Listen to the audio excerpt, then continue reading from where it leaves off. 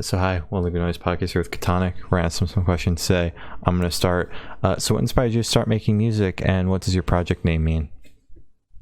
Okay, so the name of my project is Katanak, and it's Oh actually my geez, last. Oh, I wasn't even sorry. close.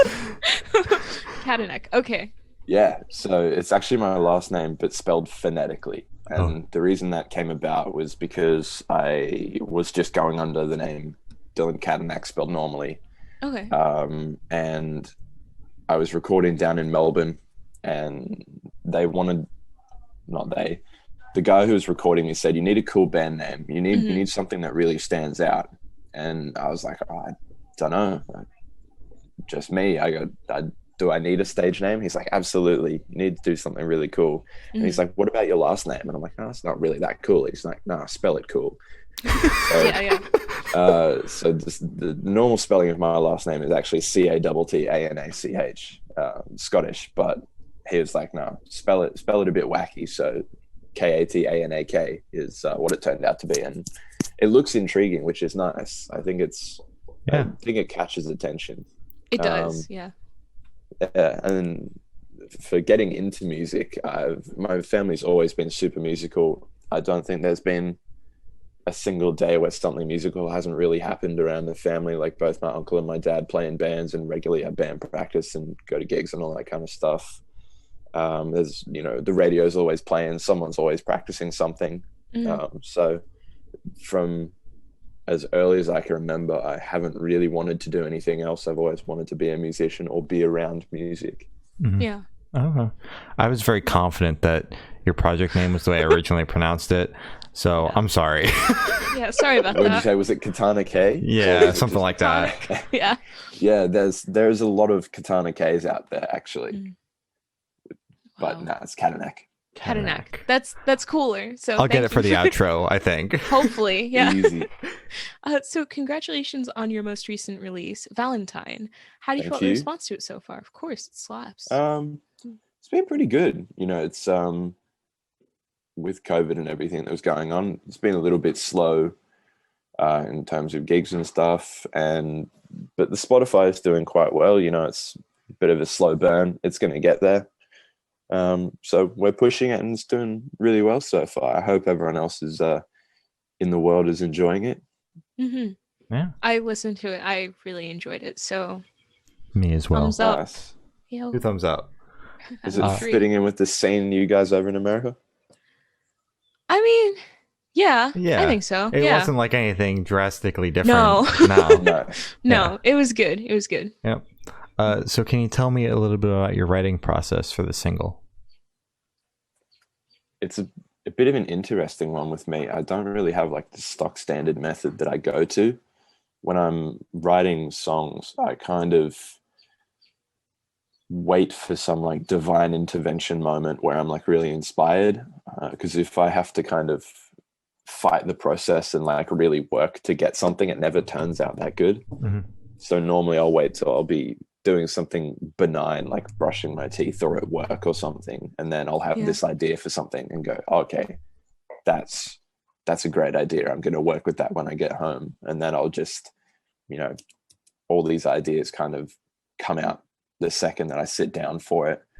And I normally start with the song first, not the lyrics. For the melody, I normally leave that till right at the end, because I don't want to put the lyrics and melody to something that I think is a bad product or a bad song, because it'd just be a waste of time to finish something that I'm never going to use, in my opinion. Yeah. Okay. That's fair. That makes sense. So I want you to pick your favorite lyric off of this song and tell us the meaning behind it. So my favorite lyric from Valentine is, "The worst part of you is the best of my life." And that part for me is, it basically just talks about not taking someone for granted and realizing that no matter how bad they get, they will always be the best part of your life. Yeah. So no matter how bad the stuff going on around you is, you realize that the person you're with, or in the case that in the song the person has left. So the person that you wanted to be with, you now realize that they were the best part of your life. Yeah. So it's basically about, realizing that and appreciating the people around you. Mhm. Okay. Wow. I really like that. That's good. That's a good one. So where was your headspace at while you were writing this track? I wrote it actually quite a while ago. It wasn't really anything dramatic. Like, no one has actually left me, but it was kind of it was written kind of about my fiance currently, who had to go back to France to finish off a year of studying because she's French. And we now live together, so it's all a happy ending. But she had to go back to France, and during that time, she was away. It was kind of sucky. It's always annoying when you have to be by yourself when you love someone and they're super far away. It's on the other side of the damn planet. So Yeah. so it was tough, and I kind of wrote that about her, even though it directly doesn't really relate to losing her because she was coming back. But the idea was still there. Okay. You said you wrote this a while back. When did you write it, and why did you hold on to it for so long? Yeah, all of the songs I've written for Katanak have actually been written quite some time ago. Like, this Valentine was written like late 2018. Oh, wow. So Yeah. the That's lyrics weren't really put to it until maybe 2019, like later on. But the song itself has been around for a while, and I kind of like it that way because I've had like 2 or 3 years to kind of critique my songs before I've released them, which has been really nice. So, I've got quite a few songs that, well, more than quite a few that I've written in recent times in the past year, but I still have a heap of songs that we play in our set and that I'm going to release that were written probably even before 2018 sometimes. Wow. Okay. So that's just part of your process overall? You just kind of make a load of songs and then you just kind of shove them away for like 5 years? Yeah, it sounds weird, when people go, oh, this song was written so long ago, why are you only now releasing it? It's there's like several factors to it. One is money. It costs a lot to actually record this kind of stuff. Yeah. So when I go into the studio, I want to make sure that the song is perfect and we've picked the right one for the time. Secondly, I've currently got quite a low voice, and all my singers out there that are untrained like myself, they know the struggle of trying to sing high in songs. And as a wannabe pop star, singing high isn't really my thing just yet. I'm currently being trained and I'm working on it. All right. But I was actually kind of waiting to release stuff until I could sing higher and like sing more effectively without losing my voice. So those kind of factors went into why things kind of took a while. I was in 2019. Was it 2020 that COVID hit? I can't remember. 2020. 2020. During that time, I was actually going to release more songs as well. Like Valentine and those guys were actually going to be released back then.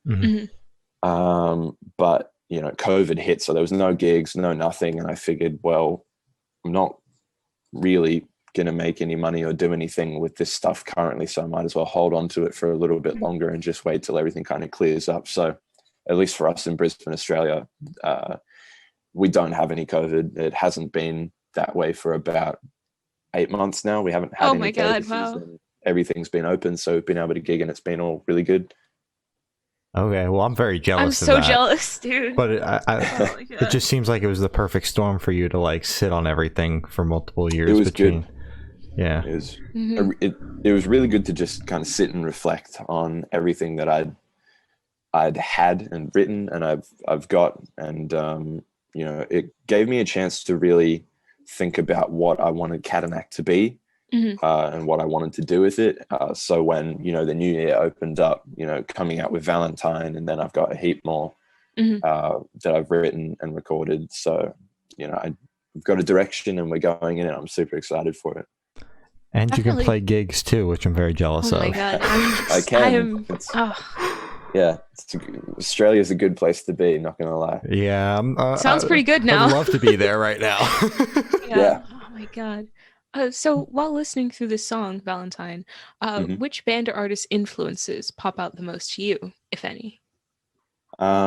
So for me, in Valentine, the rest of the song doesn't really sound like it, but have you guys heard of the 1975? Of course. Yeah. That song, Chocolate. Mm-hmm. So the rest of the song was as it is. And if you listen to Valentine, you'll hear a guitar part that goes in that part.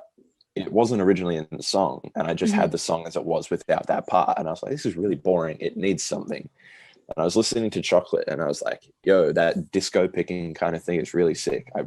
I feel like that would give the song just that little bit of something it needs to not be a boring song. So I put it in there, and that's probably the most inspired part of the song, was listening to the 1975 and like, that's a cool part. I'm going to try something similar. Okay. Definitely. I hear that. Now that you bring that up, I get that. Yeah. That's cool. All right. So this question should be super, super quick. Off the top of your head, I want you to describe the single for new listeners in 3 words. No more, no less. All right. Valentine to me is shiny. It is happy. Not so much lyrically, but it's happy and vibrant. Okay. I like those a lot. Especially shiny. I get that. Nice. So is this single leading up to anything bigger, or is it just a standalone? So all of the songs that I'm writing, I want to release an EP album kind of thing later on as I release more. So I guess in a way, all of these are leading up to that. But what I kind of like to do as an artist, which depending on who you talk to may or may not be a good idea, I don't like sticking to one genre. And you can probably tell if you listen to all of my songs that I've released. And while I don't vary too widely in either direction, I really like just variations. I love doing a rock song one time, and then I love doing an indie song, and then, a shiny pop song like Valentine. I like switching it up because, as a listener, it would keep me entertained. You can still tell it's me that's doing it. But it's, in my opinion, it gives the listener something to listen to instead of being like, oh, it's the same song again, but, just the next one. Okay. Yeah, that's fair. That's different than some bands that'll make the same album 3 or 4 times in a row. So it kind of stems from, not to call out anyone in Brisbane, but there are a lot of Brisbane bands that kind of, when you go and watch their live set, you're like, I swear I've heard that song already. And then they play another one and you're like, didn't you just play that? Yeah.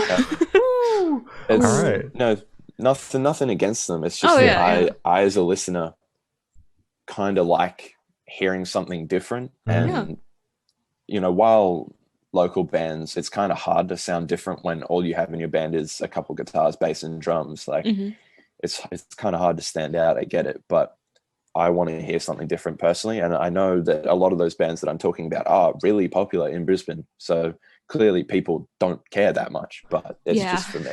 Yeah, there's definitely a market for that stuff. That's why, like, AC/DC and bands like that are still kicking 50 years later. If you do it well, just keep doing it. That's how it works. Exactly. So you label your project as a one-man boy band. Will you ever add more people to the project in the future, or is it going to stay just you for the entire duration? So as far as Katanak goes, all the writing, promotion, managing, emailing people, all that kind of stuff, I do. But when it comes to playing live, I actually play with a band. So I play with 2 guys currently, a drummer and a bass player, and I play guitar and sing. And those 2 boys are, really, really really talented. They really take all the stuff that I do to the next level when we play live. You know, and I am looking at getting in the future when I have a bit more money to pay them, you know, like a keyboard player and, you know, a lead guitar player. But for right now, I've got Niall on the drums and Josh on the bass, and both those boys are far more talented than I could ever be at music. So it's good to be surrounded by very talented people. Definitely. Oh, yeah. Okay. That's sick. I like that a lot. So where do you see the project in the next 5 years? It's always an interesting one because I would love to see myself playing the world's biggest stages. Of course. In the next 5 years. I would love to be, if we work hard enough, hopefully, you know, on all the music charts, doing quite well, playing big stages, you know, working with really cool musicians and doing that kind of stuff, making a career out of music. I would say the simplest answer would be, in 5 years, I would love to see myself working solely on music as a career and living off it. Yeah. Okay. That's good. So for the last couple of questions, we're actually shift away from music and go straight to death row. Boom. So Nice. if you're on death row, what would your last meal be with a drink? Boom again. That's an interesting one. Oh, That's yeah. a good question. What would I eat? You know what? I don't know about you guys, but crumbed lamb cutlets. I don't know if that's a thing that people do in America. I think lamb cutlets that are crumbed over here. Oh, Australians love their lamb. If you want to impress an Australian, they ever come over, get them lamb cutlets. They'll love you. But it's really expensive here. Crumbed lamb cutlets, and let's go with my go-to is always a lemon lima bitters, so I'll go with that. Okay. Is it like breadcrumbed? Is it fried? Is it pan fried? Is it seared, So, baked? The way that we do it in our family is you get the lamb cutlet, you know, put breadcrumbs on it, you know, you do that kind of stuff, so it's now covered in breadcrumbs, and then you put it on a barbie and cook it that way. Oh, it's So barbecue. it's like barbecued lamb cutlets that are crumbed, and it is the best thing ever.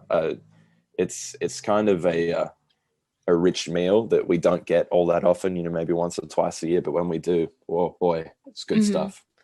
Okay, that sounds good. That sounds really good. So if you could live in one fictional world for a week, where would you live? I really like Supernatural. It's not So anywhere, true. It's not anywhere different to the normal world. It's got monsters in it, but I feel like Exactly, that'd be interesting. I don't think it could last very long, but it'd be cool. Okay. Sam or Dean, though? It's hard. I love both of them. That's fair. I'm probably more of a Sam guy. He speaks to me a little bit more. Okay, that's fair. That's fair. Wait, did you finish the series or? I haven't finished yet. I'm only at season 11. Oh my God. Okay, so you've seen him pick the dog over Dean when Dean's in purgatory then? He did ask him not to look for him. I know, but they say that all the time. Yeah, I know. But Sam wanted to get out, you know? I respect it. I respect that too. That's fair. That's fair. Yeah. So I have the honor of asking the last question, and every single person you've spoken to has said that it is the most important question. What's your favorite color? I love red. Red is my favorite color. Specific shade of red?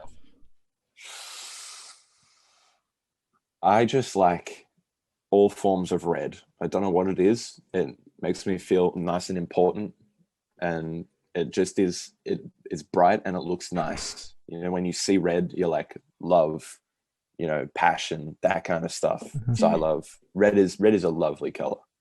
It is. So true. So as I said, that is all the questions we have today. Is there anything that you would like to plug? Honestly, I would just like to plug my Instagram and Facebook and my Spotify to anyone listening to this. If you want to find me, you can find me at Katanak Music at Katanak. I'm on Spotify, Deezer, Apple Music, Instagram, and Facebook. Go and chuck me a follow, and then follow these guys. And hope everyone has a lovely day. Hell yeah. Plug that. Yeah. All right. Well, thank you for now. This has been Katanak. I got it. And we're the Good Noise podcast.